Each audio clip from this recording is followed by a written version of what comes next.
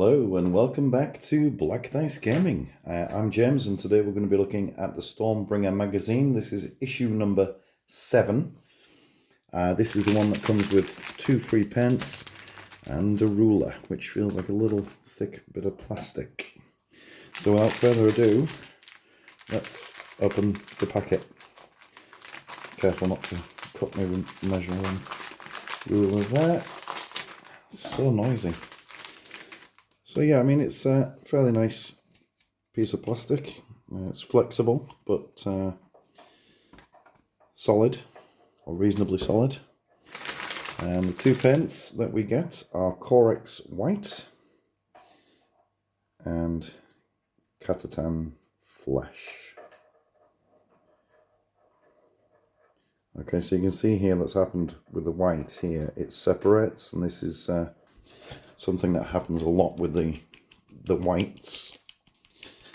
But as you can see, give it a really good shake, and it's come back mixed up again. Okay, so I haven't got Corex White actually, so that's going to be useful when doing the Stormcast. But I have got one of these. So anyway, let's get the magazine out and have a quick look. So I've also got the ring binder now, which is quite interesting. It's a nice ring binder. A little bit disappointed that the insets are not a thick card. It's just a thicker piece of paper, really. Very flexible. I would have liked to have been a bit more solid. But yep, we've got the lore section. Something here to read about the realm spheres and the 8 different areas of the world.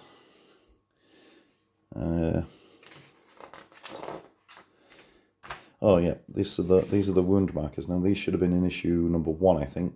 Yeah, it says I received in issue number 1, but we didn't get them. So it's just a really thin piece of paper. What I would probably do is get these on a bit of card and then cut them out. That would probably be a lot better to do it that way. Be a little bit more substantial. Moving on, so we're now going to be using the Corex White and the Catan Flesh on our painting guide, and it's telling you to pretty much do the cloth areas on the Oryx here in the flesh colour, and picking out some of the white detail as well on the Stormcast. So yeah, I mean it's like I said, this is always using the colours that have been provided and no more. So this is probably the best that you can possibly hope for in that circumstance. But if you have got other colours to hand, or you're not a complete novice to painting, then you'll probably be completely aware that there are better methods, or at least obtaining better standards. And yeah, so moving on now to the Stormcast. It shows you here to remove the shield, so if you've glued them, oops.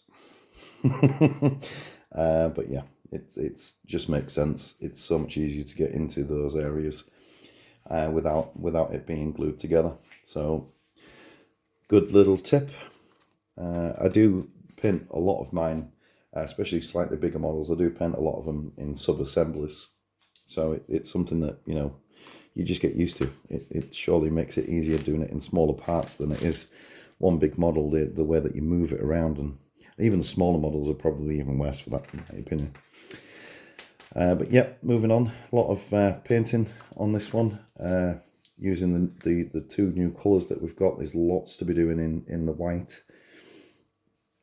Maybe going forward, it would encourage you to undercoat the models in the white from now on, rather than the 3 base coats of the gold, I think it was, on the Stormcast models.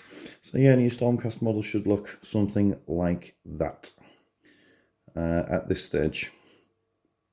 Looking pretty good, pretty neat there. Yeah, I quite like how they've come out. So, and then it goes into a bit more details on the basics of how to use the ruler in order to move your models. At the moment, we've been using those circles, haven't we, We haven't actually been measuring anything out, but now going forward, because we've got a ruler, we can actually measure them out and probably learn how to move properly. And then it just goes through the movement and coherency rules.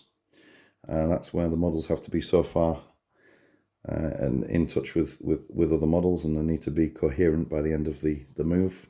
But you'll learn that as you're going through, and it'll show you what's right and what is wrong. A little bit more detail now on how to charge. These are the rules on how you want. If you want to charge your unit into battle, then this is how you'd go about doing it. So getting a little bit more into the game now. And then weapon range. As we know, the Hobgrots can throw their grenades. So they were the first time we used missile weapons. I think that was an issue 2 ago. But yeah, it shows you how to measure that out and how close you need to be and whatnot. And then we go through the actual playthrough, which is the divide and rule, using 6 and 11/12 respectively. So that would create a nice little game. And you got a movement phase, charge phase, combat phase, and then the end of turn. So yeah, and that's about it for this issue. So coming soon, we've got the Lord Imperant. And we've then got the Swamp Kala Shaman, which is, I've been looking forward to this one. Going to be using the slapshot method. If you've been keeping up with the videos I've been releasing, I'm pretty much up to date with all the Auric models now, and it's just this one that's going to be outstanding for this month in the Auric range. So yeah, I might do a live video. I tried to do a live video the other night, but I might do a live video and pin that one up on camera. Alright, so that'll about do it for this issue. I shall now file this away in the corresponding sleeves. But if you want to find out more, see what comes in the other issues, then please like and subscribe. And hopefully I shall catch you in the next one.